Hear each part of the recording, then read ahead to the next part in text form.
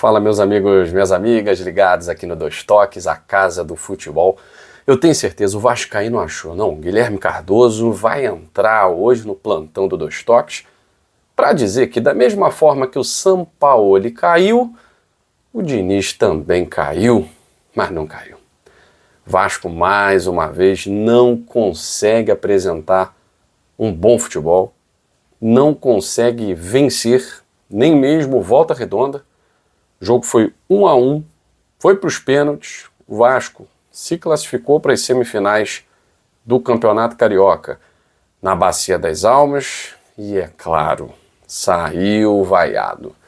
A grande verdade é que, como diz o amigo Lucas Pedrosa, jornalista, vascaíno, Fernando Diniz já foi demitido, né? Ele já foi demitido pela arquibancada, ele já foi demitido pelo campo, o Vasco não anda para frente. Por mais que tenha conseguido nas penalidades, diante do fraquíssimo Volta Redonda, a vaga às semifinais do Campeonato Carioca, que agora será em 2 jogos, provavelmente contra o Fluminense, que pega o Bangu na segunda-feira, o Vasco não anda para frente. O Vasco tem jogadores de qualidade no elenco, alguns jogadores que até chamam muito a minha atenção já há um tempo, é o caso do Claudio Spinelli.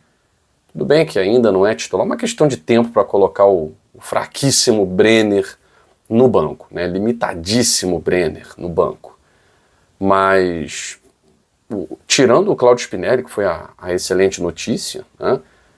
2 toques na bola, 1 gol. É assim que ele era no Independente Del Valle.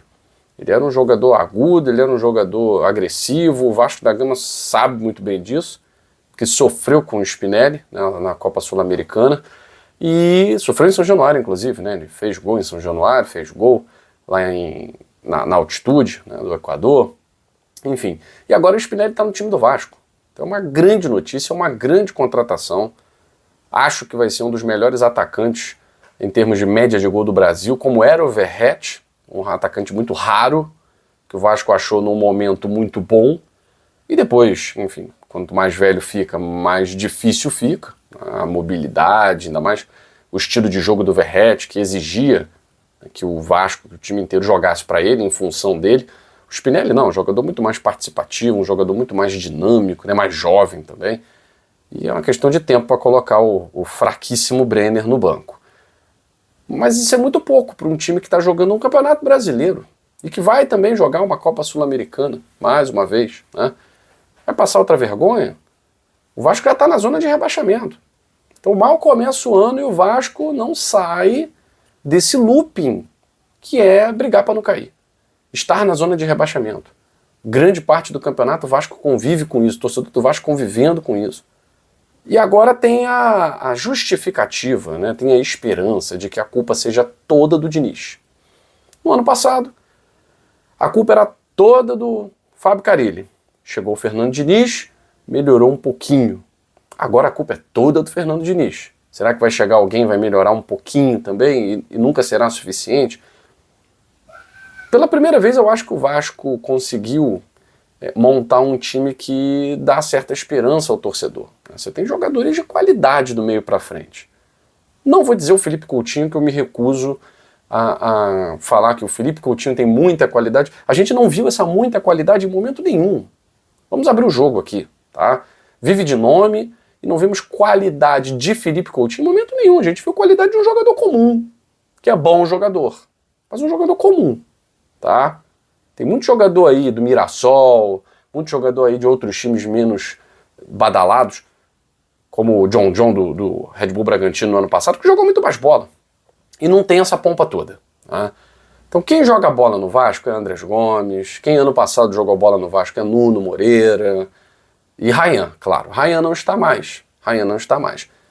E o Vasco, é claro, vai precisar, e não está conseguindo, né, identificar que ou o sistema de jogo funciona por si só, e isso não está rolando, ou um jogador vai ser esse cara que vai ditar o ritmo do time do Vasco, como era o Rayan, e também não está funcionando. Né? Agora, um time que tem Rinestrosa, Andrés Gomes, Nuno Moreira, o Cuiabano, Spinelli, o próprio Felipe Coutinho, Não é possível que esse time em momento nenhum vai dar esperança pro torcedor de, ó, vamos jogar bola, o time vai render na temporada, porque por enquanto é olhar para o nome do jogador e ficar esperando que isso aconteça. E não vai acontecer dessa forma. Não vai acontecer dessa forma. Então, ou o Fernando Diniz sai agora, só que o Vasco precisa de uma justificativa, né? Não dá para dizer, porque todos os influenciadores digitais estão contra o Diniz. Porque a arquibancada está contra o Diniz. O Vasco está nas semifinais do Campeonato Carioca. Então, de repente, uma eliminação nas semifinais do Campeonato Carioca pode ser a queda do Diniz. Se isso vai significar salvação do Vasco para a temporada, eu acho muito leviano falar isso. O Vasco sofre ano após ano sem Diniz, com o Diniz. O aproveitamento do Fernando Diniz é muito ruim no Campeonato Brasileiro, sim. Mas ainda assim foi um treinador que conseguiu levar o Vasco para a final de Copa do Brasil. O Vasco poderia ter sido campeão da Copa do Brasil e ninguém estaria com essa discussão aqui. Todo mundo estaria pensando, o Diniz é fraco nos pontos corridos, mas na Copa o Diniz é forte. Tal. Enfim, eu acho que o Vasco tem um time bom. Não sei se o Vasco vai melhorar, não sei se o Diniz vai cair. A questão é, não dá para colocar toda a culpa sempre no treinador. O Vasco está fazendo isso o tempo inteiro e não está evoluindo. Acho que houve sim uma evolução do ano retrasado para o ano passado e talvez haja uma do ano passado para esse ano. Eu acho que o Vasco tem a condição de ter uma classificação tranquila no Campeonato Brasileiro com o time que tem. Agora precisa, obviamente, o treinador saber como encaixar essas peças. Agora, a saída de um treinador ela tem um impacto imediato, né? O Jorge Sampaoli foi demitido do Atlético Mineiro após um empate contra o Remo. Né? E imediatamente o Galo, não vou dizer que evoluiu, mas o Galo respondeu. Um 7-2 no Campeonato Mineiro é uma resposta? É uma resposta. É uma resposta. É uma resposta indireta no sentido de olha só como esse time tem potencial para jogar. E não estava conseguindo muito por conta das ideias ultrapassadas de alguém que estava mais atrapalhando do que ajudando.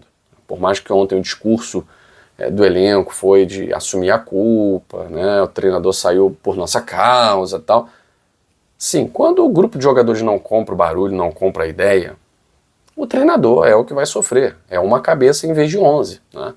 E o Galo respondeu de uma forma muito rápida, muito imediata, o que significa que se escolher o nome certo, acho que tem lastro para evoluir. Tem time para isso. Né? Não vai brigar lá em cima, nada disso, mas tem time para evoluir. E o Cruzeiro, a duras penas também, vai igual ao Vasco. Né? Cruzeiro e Vasco estão muito semelhantes. A galera quer a cabeça do Tite, mas não dá para ter a cabeça do Tite se o Cruzeiro consegue vencer, mesmo que por 2-1, sofrido no Campeonato Mineiro, mas consegue avançar. Então, torcedores de Cruzeiro e Vasco ficam aguardando o próximo fracasso para, quem sabe, ter razão e dizer, manda embora agora.